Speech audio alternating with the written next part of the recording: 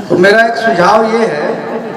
कि अगली साल से इस प्रोग्राम को 26 जनवरी के बाद कराने के बजाय 26 जनवरी से एक दिन पहले यानी 25 जनवरी की शाम को कराएंगे तो ज़्यादा अच्छा रहेगा। दूसरा मेरा मशवरा ये है कि यहाँ कुर्सियाँ लगाइए जरा, पूरा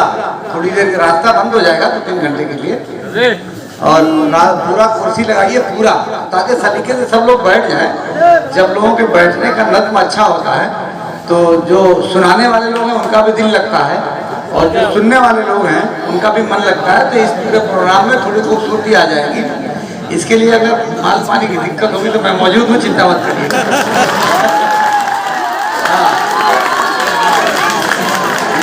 जो अभी मौलाना ने बताया कि नेकी फाउंडेशन ऑफ इंडिया जो यहाँ के नौजवानों की एक तंजीम है और उसके तवज्जुह से बहुत सारे भलाई के काम करते हैं, जिसमें ख़ास तरीके से जो गरीब तबकात के लोग हैं जो बहुत सारी सहूलियात से महरूम हैं और वो किसी से कह भी नहीं सकते,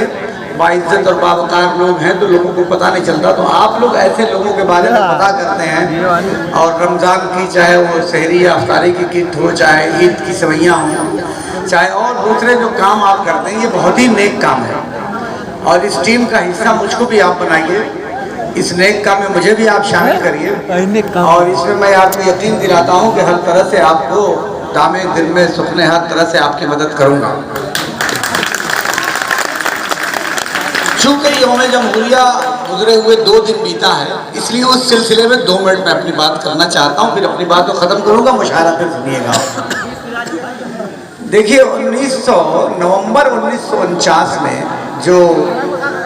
हमारा संविधान बना था, दस्तूर जो बना था हमारे मुल्क का, तो नवंबर 1949 को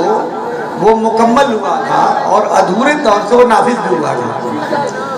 लेकिन 26 जनवरी 1950 को पूरा दस्तूर पूरे तरीके से पूरे मुल्क में नाफिज हुआ। 15 अगस्त को मुल्क आज़ाद हुआ, नवंबर 1949 को संविधान मुकम्मल हुआ और 26 जनवरी 1950 को पूरा दस्तूर हमारा नाफिज हुआ और तब से आज तक ये दस्तूर चला आ रहा है। किसी भी घर को चलाने के लिए, किसी भी शहर को चलाने के लिए, किसी भी मुल्क को चलाने के लिए एक कानून बनता है, एक संविधान बनता है, एक दस्तूर बनता है और उसी दस्तूर की रोशनी में चाहे घर हो, चाहे दुकान हो, चाहे मुल्क हो, वो मुल्क चलता है।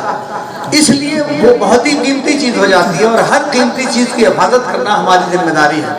तो जो हमारे मुल्क का दस्तूर है, जो बाबा साहब भीमराव अंबेडकर जो ड्राफ्टिंग कमेटी के जो चेयरमैन थे, उनकी निगरानी में ये दस्तूर बना था, उसकी हिफाजत करना हम सब लोगों की जिम्मेदारी है। दस्तूर में क्या है? दस्तूर के जो बुनियादी हुकूक हैं कि जो कमज़ोर तबकात के लोग हैं उनको एहसास न हो कि हम कमज़ोर हैं और उनके साथ किसी भी तरह का दोहरा सलूक न हो। जो ख़वातीन हैं उनको उनके हुकूक दिए जाएं,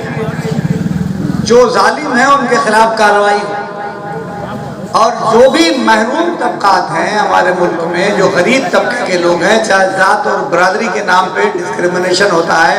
उनके साथ जो इम्तियाज़ बढ़ता जाता है, इसे ख़त्म किया जाए। मैं ये बातें आपको इसलिए बता रहा हूँ कि हम सबकी जिम्मेदारी ये है कि अपने अगल बगल और पड़ोस में रहते हुए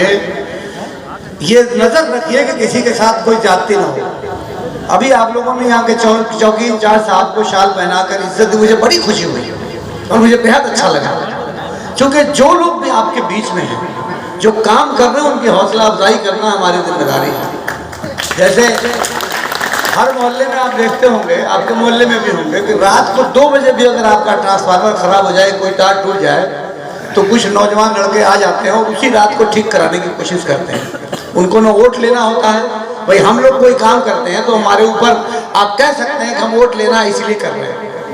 लेकिन वो लोग जिनको ना वोट लेना है ना आपसे पैसा लेना है, फिर भी आपका काम रात को जाग कर कराते हैं। मैं ये मिसाल इसलिए दे रहा हूँ कि बहुत सारे ऐसे लोग हैं जो समाज के लिए 2 कदम चलते हैं। शादी ब्याह में लोग देखिए, यहाँ कोई वेटर नहीं रहता हम लोग वहाँ शादी में, लेकिन मोहल्ले के नौजवान खड़े हो जाते हैं और जिसके वहाँ शादी होती है उसकी इज्जत बनाते हैं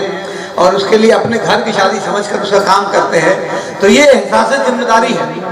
और इसी एहसास जिम्मेदारी को अपने अगल बगल और पड़ोस में के लोगों के साथ अच्छा सलूक करके आपको निभाना चाहिए। और पड़ोसी के साथ कोई शर्त नहीं है कि आपका पड़ोसी हिंदू है, मुसलमान है, सिख है, ईसाई, कोई नहीं है।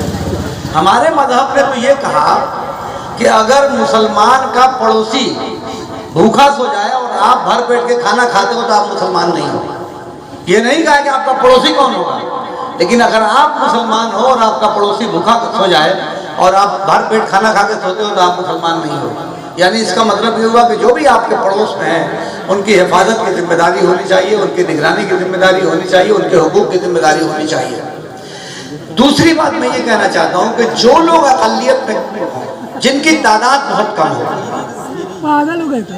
हम लोग मसलक में बटे हुए हैं, हालांकि बहुत अल्लाह का शुक्र है कि ये सारी चीज़ें नहीं है, मजहब में बटे हुए हैं, तो चाहे मजहब फर्क हो चाहे मसलक फर्क हो, लेकिन जिसकी तादाद कम हो उसकी हिफाजत की जिम्मेदारी जिनकी तादाद ज़्यादा है उनकी होती है। और ये किसी भी मामले में ये फार्मूला हर जगह नाफिज होता है। और छोटी जगह पे भी कोई छोटी सी बात कहनी चाहिए, शायद कोई बात एक दो लोगों के ध्यान में बैठ जाए तो उस पूरी महफिल की का जो मकसद है ना, तो महफिल का पूरा मकसद हल हो जाता है। अभी मोहम्मद भाई बैठे हुए हैं, अब सत्ताधारी है ये, लेकिन दो कदम आपके लिए चलते हैं। मैं देखता हूँ कि दिन रात मेहनत करते हैं, लोगों के लिए कोशिश करते हैं। और मैं तो पहले भी 2 बार चेयरमैन हुआ हूँ, लेकिन कोई सर पे हाथ नहीं था। लेकिन अभी जो A.K. शर्मा साहब हमारे नगर विकास मंत्री हैं, वो हमारे नगर पालिका के वोटर हैं, तो उसकी वजह से बहुत ज़्यादा हम लोगों को काम करने में आसानी है। जितना भी काम नगर पालिका से आप ले सकते हो इस समय ले लीजिए। जो जो काम आपके इलाके में बचा हो, आपके मोहल्ले के बहुत सारे लोग जो नई आबादियाँ हैं वहाँ जा चुके हैं, वहाँ अगर रास्ते की कमी हो, पानी की दिक्कत हो, सफाई की दुश्वारी हो, वो सब बताइए, इंशाअल्लाह ताला सारे कामों को करने का प्रयास किया जाएगा। अभी जो आपका मोहल्ला है सियासी तौर से बहुत जागरूक मोहल्ला है क्यारी टोला, और मेरा ये मानना है कि जिस किसी को चुनाव में क्यारी टोला के लोग मन बना लें उसको जीतने से कोई रोकता नहीं, क्योंकि हवा बनती यहीं से, मऊ का ये सेंटर है, यहीं से हवा बनती है। और यहाँ के लोगों में खास बात है कि जो लोग जिधर रहते हैं तो बहुत खुल के रहते हैं, और सियासी लोगों को ऐसे ही लोगों की मदद की ज़रूरत है। तो मैं एक बार तो फिर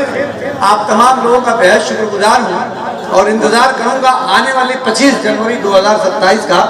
कि ये प्रोग्राम होगा और अच्छा होगा और ज़ाब्ते के साथ होगा और बेहतर तरीके से होगा,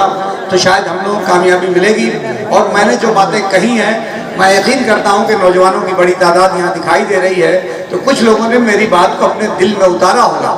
मेरी कुल बातों के पीछे मकसद ये है कि आप खाली बस एक ख्वाहिश अपने दिल में पैदा करिए कि आपकी वजह से कोई मुस्कुरा दे, आप किसी के मुस्कुराहट और किसी के खुशी का सबब बन जाइए, जरिया बन जाइए, और शायद अल्लाह मियाँ इसी वजह से आपको बख्शिश का जरिया बना दे। तो मैं इन्हीं सब बातों के साथ एक मरतबा फिर छोटी सी नज़्म सुनाता हूँ।